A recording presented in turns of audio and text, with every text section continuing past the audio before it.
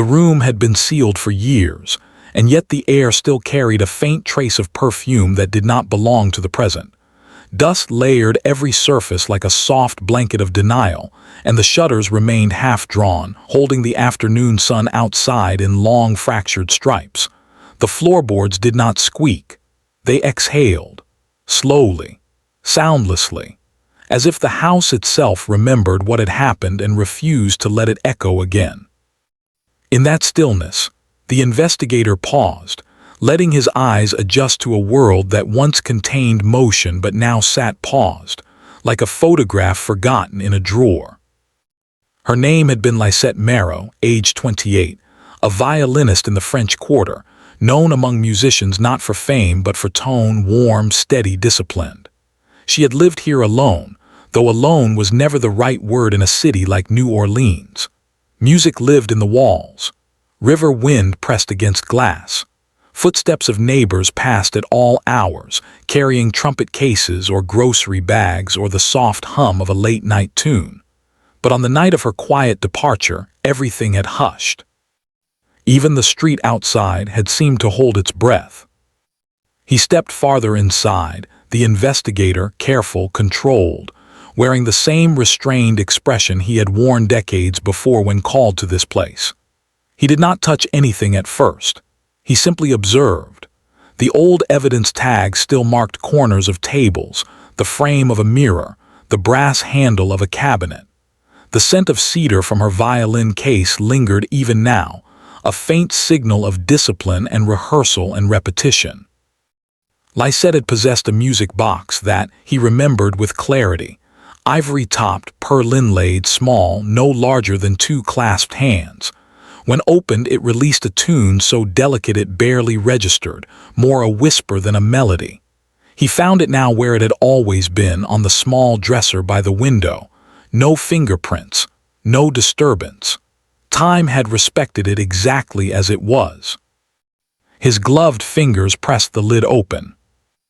The sound that followed was exactly what memory had stored, thin, crystalline notes, repeating, winding. The tune was neither joyous nor sorrowful, simply balanced, like Lisette herself. He listened with a stillness that bordered on reverence. It was the only sound in that locked room. Even the dust seemed to pause midair. He remembered the first time he heard it. He had been younger then, certain, sure of cause and effect. The scene had been fresh, the questions urgent. Lisette's absence had not yet calcified into history. There had been neighbors, voices, statements, hesitant glances. A city that lived on rhythm had been disrupted, if only briefly. He turned now to the papers filed on the shelf. The ink had faded slightly, but names remained legible. Witnesses, a neighbor who heard violin strings at dawn, a student who claimed Lisette had promised a lesson the following week, a cellist who described her as precise, careful, almost too exact. Those words returned with weight. Exact.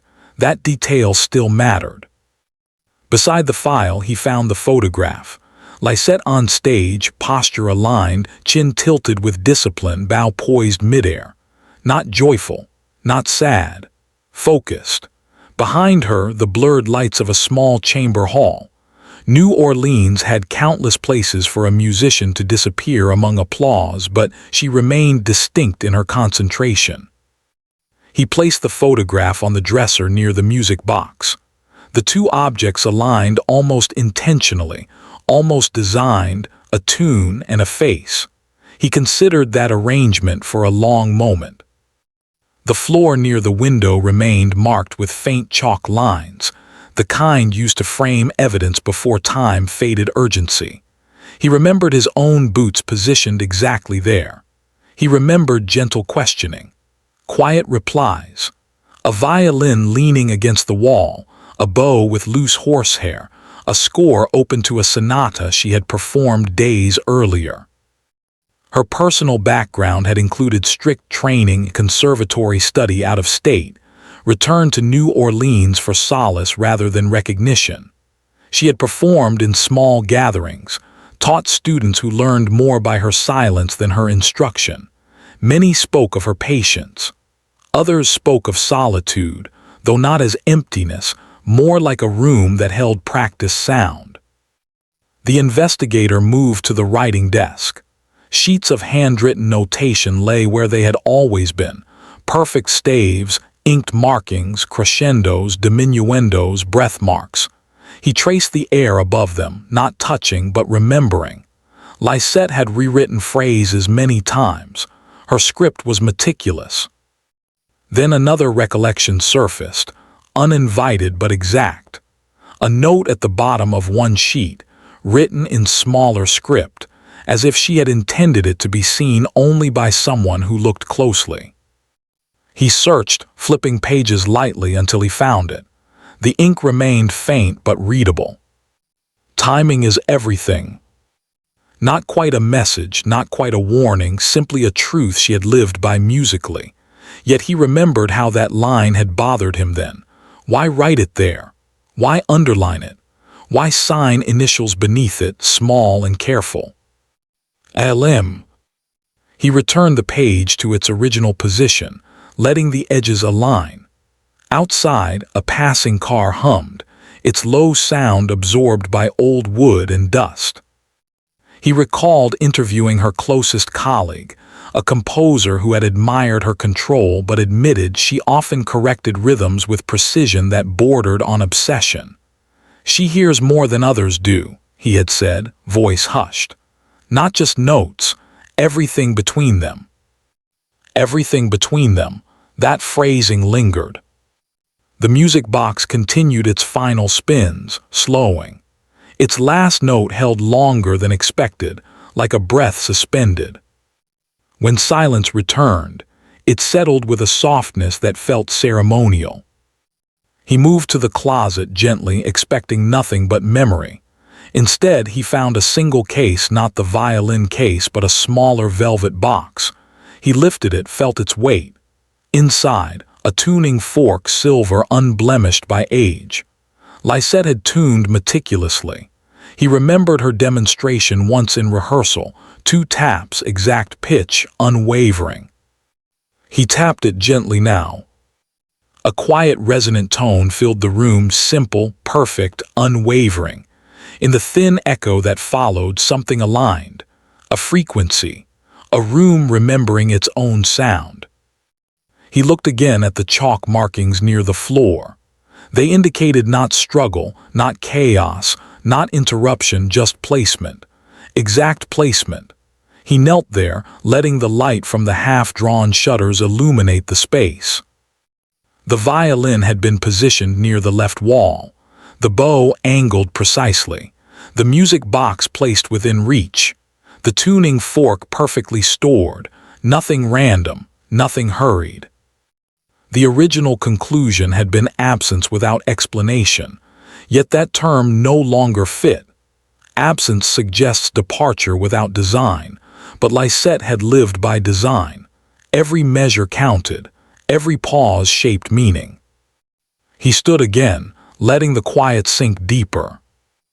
There had been one more object he had logged years earlier, a metronome, not present now, not noted as removed, simply missing yet never questioned. A metronome would explain nothing then, but now it's saying possibility. If timing is everything. The phrase returned, not as metaphor but as device. He scanned the desk drawers. In the third one, beneath stacked sheet music, he found a small notebook. He opened it carefully. Dates, rehearsals, lesson schedules, all predictable, until the final entry. 11:17. No details, no words, no meeting name, just time, a specific minute. He checked the clock on the wall. Long stopped at precisely 11:17. Not broken, not fallen, set. The twist did not arrive with shock. It arrived with quiet clarity. Lisette, the precise musician, had orchestrated her final environment not in haste but in tempo. A room arranged to hold the moment, exactly as she wished it held. Evidence not of panic but of intention. Sound preserved, not erased. He returned to the music box once more and wound it, slower this time. The tune began again, steady, identical. He set the tuning fork beside it, the photo beside that, the note with timing is everything beneath. Not coincidence, not interruption, a composition. He listened, hands still, expression unreadable. In the hush that followed the ending note, the house felt present, not empty. He whispered only once, barely audible, not sure to whom. She kept the time. Then he left the room exactly as found, shutters half drawn, dust unbothered, the music box silent, the clock fixed at 11:17. Justice, he realized, operates by record and procedure, but memory functions differently, lingering like a held note that refuses release. He stepped into the hallway, letting the door close with the softest click, as if even sound understood what should remain untouched. Wait for user input before continuation.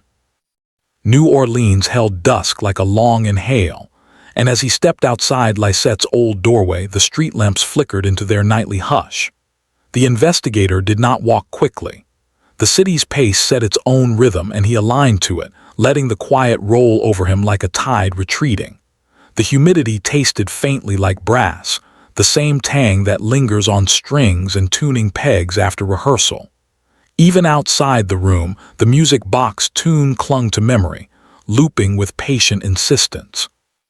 He returned to the station archive that same evening, though there was no pressure of active casework anymore. This was not official, just a re-entry into a file that had never settled, which he realized now might have been the point. The front desk clerk, young, unfamiliar with 1990 and its inventory of unsolved departures, raised an eyebrow but did not speak. Minimal acknowledgement was best. He signed his name, date, purpose. Review. In the far corner of the basement archive, beneath humming fluorescent light and scent of cardboard dust, he retrieved the Marrow case materials. The folders remained intact, unshifted. The inked label, Marrow, LISCTTE, personal EFFECTS/statements/final report. He sat, posture composed, and untied the string closure. The first pages offered witness transcript summaries, transcribed with caution. Dialogue from decades ago, hesitant as if each speaker had worried about shaping memory incorrectly. Neighbor third floor. She practiced evenings, never loud, always measured. Student age 13 at time. She said music needs quiet to balance. She said pause matters more than sound. Colleague unnamed cellist. She did not perform for applause. He reread each line slowly, not for revelation but alignment. Timing, precision, control. He pulled the second folder. Inside, photographs from the original investigation. He examined them with new perspective, frame by frame, light by light. Photo 1, the violin leaning untouched. Photo 2, the music box open mid-song. Photo 3, chalk lines marking nothing alarming, only arrangement. But something new emerged from repetition. Not absence but orchestration. Not a disappearance but a setting. He turned to the final report, his own signature at the bottom. He studied the handwriting. Younger, more certain, decisiveness pressed into ink. Cause listed simply, unlocated. The term felt clinical, too mechanical. He read the accompanying notes, methodical. No signs of entry, no signs of disruption, no record of departure. Yet the word choice struck him now, signs. He had searched for signs of intrusion, of removal, of force, never signs of intention. He leaned back, letting the fluorescents hum their low, constant rhythm. Next, the audio tape. He found it beneath the photo stack, still labeled neatly. Interview, Marrow colleague, May 1990. He placed it in the small recorder stored in the cabinet. The tape crackled into life, fragile, old, but audible. A voice entered the room, the composer who had known Lisette best. She did not push against time, the voice said, she shaped it. He remembered sitting in that interview, taking notes without weight. Only now did the phrasing settle with consequence. The tape continued. She had a way of listening. Notes, rest, breath between measure. She believed silence wasn't emptiness, it was part of the piece. Silence on the tape, soft, static-filled. Some of us play, the composer continued, but she inhabited.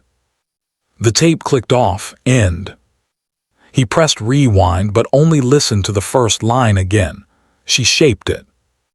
Back inside his thoughts, a spark of logic, not drama, not narrative flourish, formed quietly. Lisette had not been erased. She had concluded, like the final bar of a score deliberately written. He stood and returned items to order, photos aligned, statements stacked, the tape placed exactly where the label faced outward. He handled each object with the same restraint he had observed in her living room. The final drawer of the archive cabinet held additional inventory, seized possessions not returned due to unresolved status. It took effort to slide the drawer open. Inside, sealed in a soft cloth pouch, lay one last item he had forgotten entirely. The missing metronome. He lifted it with care. It was wood, smooth, silent. No chips, no cracks. He set it on the desk, winding it once only halfway. The pendulum moved. The tick began, steady, unbroken, symmetrical. He watched, not for beat, but for meaning. Each tick was not reminder of time past, but time held, maintained. Lisette's room had not preserved chaos. It had preserved tempo.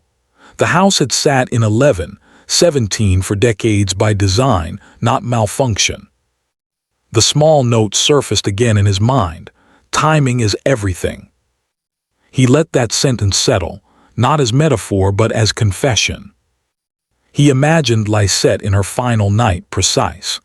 Closing shutters just enough, placing objects just so, letting the music box turn only to half-wind, setting the clock to the minute she wished to remain.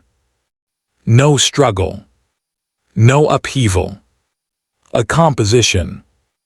He left the metronome ticking and walked upstairs to the reference office, where city records lay. In drawer 22, beneath civic forms and rehearsal permits, he found Lisette's teaching ledger, returned after case closure. He flipped to her final dated week. Lessons crossed out in neat, linear strokes. No cancellations, only completion.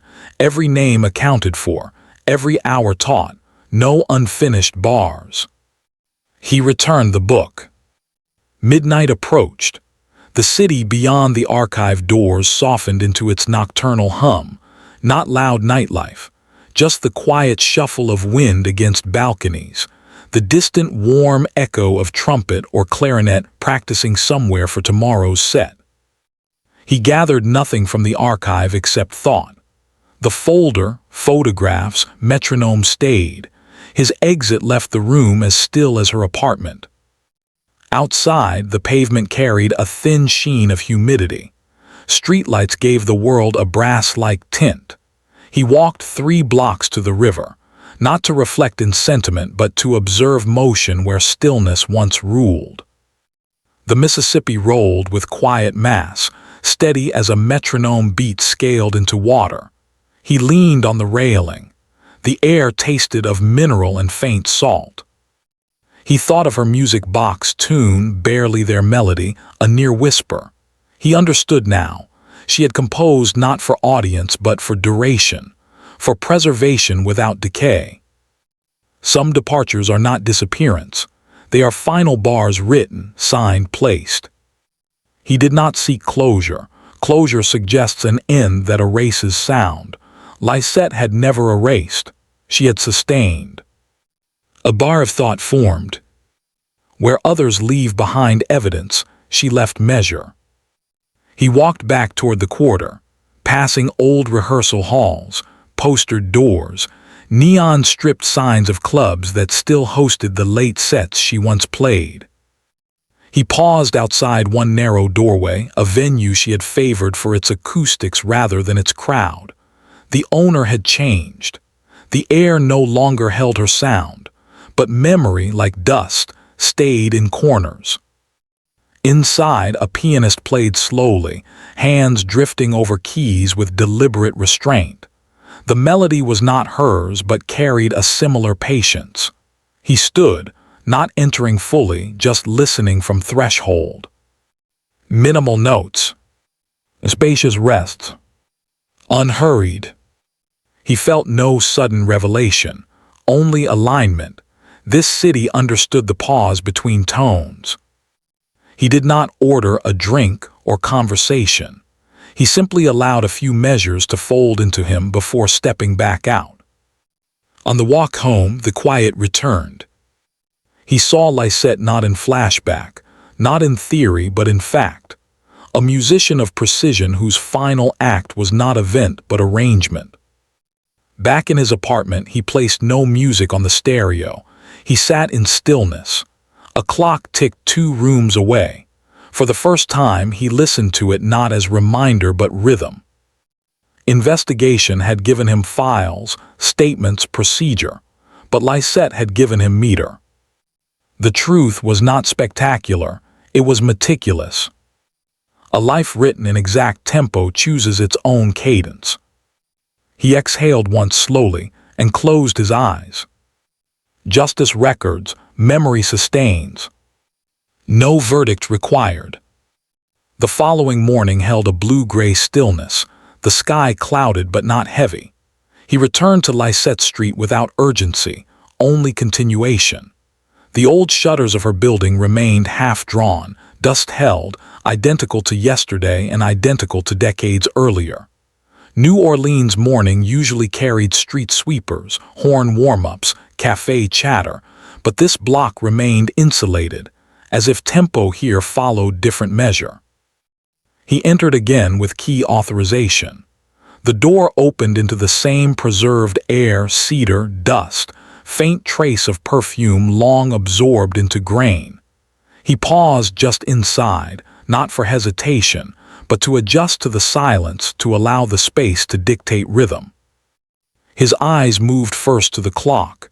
11:17, fixed still, the minute that defined the measure, not hour, not day, not departure, measure.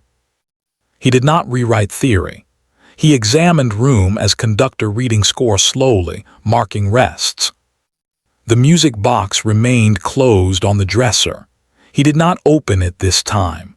Respect held greater purpose than playback. A composition once understood does not require repeat performance. Beside it, the photograph of Lisette sat angled to light. For the first time, he looked longer into her expression. Calm, focused, not striving toward applause, not leaning into spotlight. Her eyes held a private cadence, a performer who played for structure itself, for craft, for the exact location of sound in time. He stepped toward the desk, careful with floorboards. The sheets of notation lay precisely where he returned them yesterday. The inked phrase at the bottom, "Timing is everything," remained aligned, its weight neither poetic nor cautionary, simply factual. The initials beneath it confirmed intention, not randomness. He sat. This time he reached for a fresh notebook from his own coat pocket.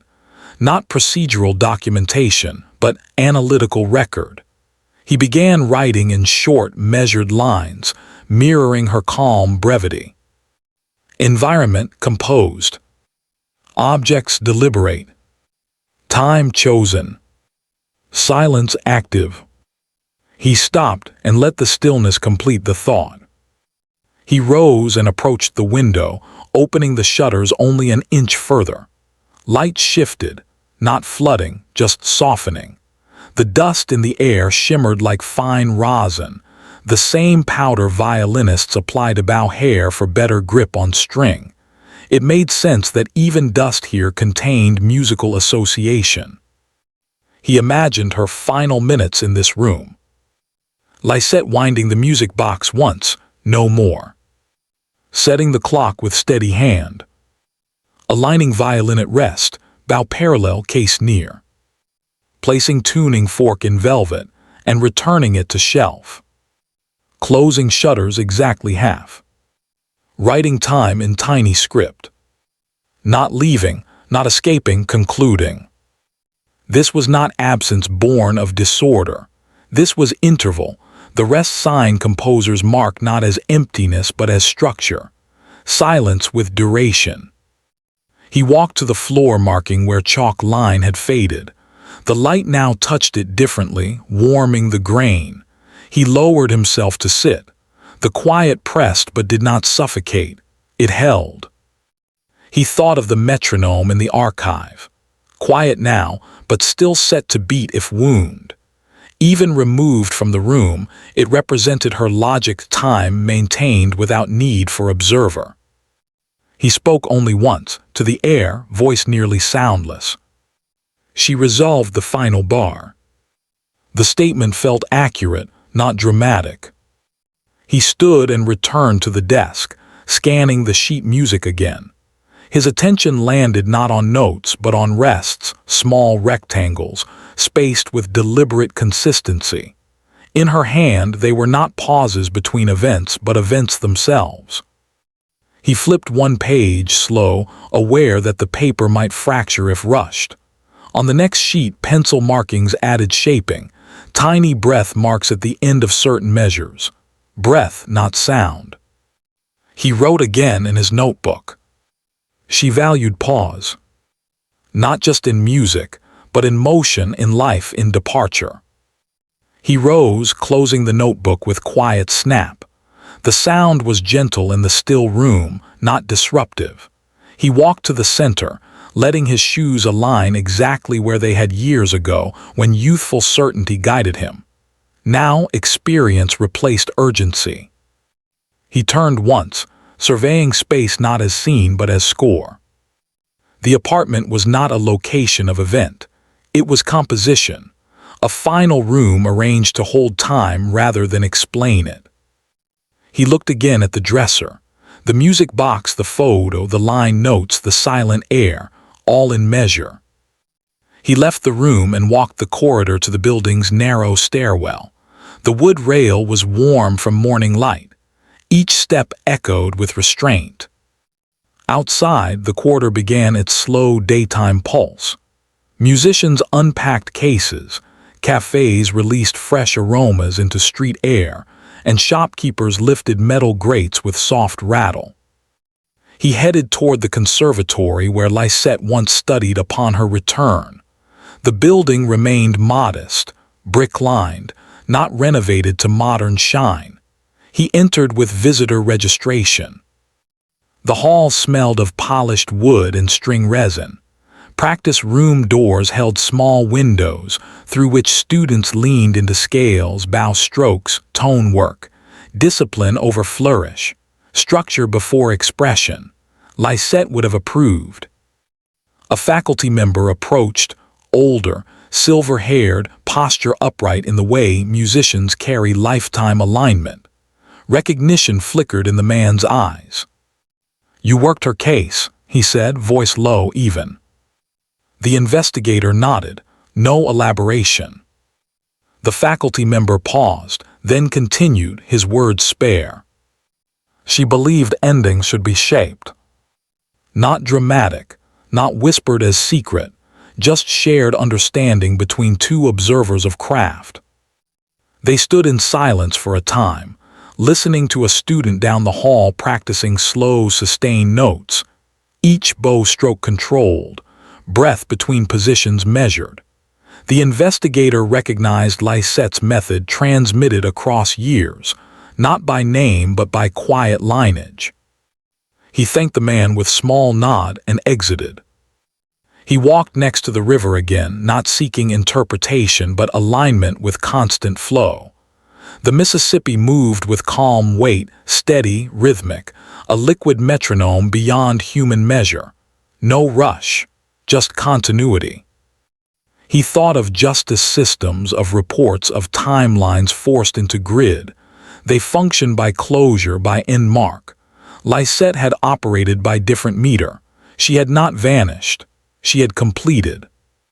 He leaned on railing, letting river breeze cool his face. The city sounds behind him softened into layered hush. Bells from a passing trolley, distant trumpet test notes, the faint roll of suitcase wheels on uneven brick. He imagined the music box tune again, but not as playback. As concept, melody shaped by silence, rhythm shaped by pause, conclusion shaped by intention. He returned to the street and began walking without target route. Past balconies with vines, past painted shutters, past brass shop signage. Everything in this district carried patina of lived tempo, nothing rushed to newness, nothing hurried to erase age. His steps matched internal cadence now, quiet, measured, unforced. He reached his apartment by late afternoon, the air indoors cooler, light angled across floor. He placed his notebook on the table and sat in stillness. The clock in the other room ticked, not counting down but holding beat. He reflected, not in emotional swell but in clear frame. Investigation once sought resolution. Understanding now simply held measure. Lisette had not asked to be solved. She had arranged her final day like final chord placed, signed at rest. Justice in record form would remain unchanged, case status as originally filed. But memory, his memory carried new shape, not as loss but cadence. He breathed once and let room remain still. Outside, faint strains of music drifted from a neighboring window, a guitarist practicing slow arpeggios. The notes did not fill the air, they shared it, balanced, unhurried. Evening arrived with muted gold, not flare. He stood and walked to the window, lifting curtain only slightly. The street below moved with gentle consistency. He whispered, almost thought rather than sound. She remained in her own time. No answer expected, none needed. He sat again, listening not to city, not to clock, but to interval the space between ticks, the room's own quiet composition. In that measured stillness, final understanding settled. Endings need not close, they can sustain. He closed his eyes, not in sorrow, not in triumph, in simple recognition that tempo, once set with precision, continues beyond witness. Justice had performed its duty long ago. Memory would perform differently, softer, ongoing. He rested one hand flat on table, palm warm against wood grain, and let silence complete the thought. No resolution demanded. Only continuation. The room held, balanced, like the final bar of a score written to rest, not to end.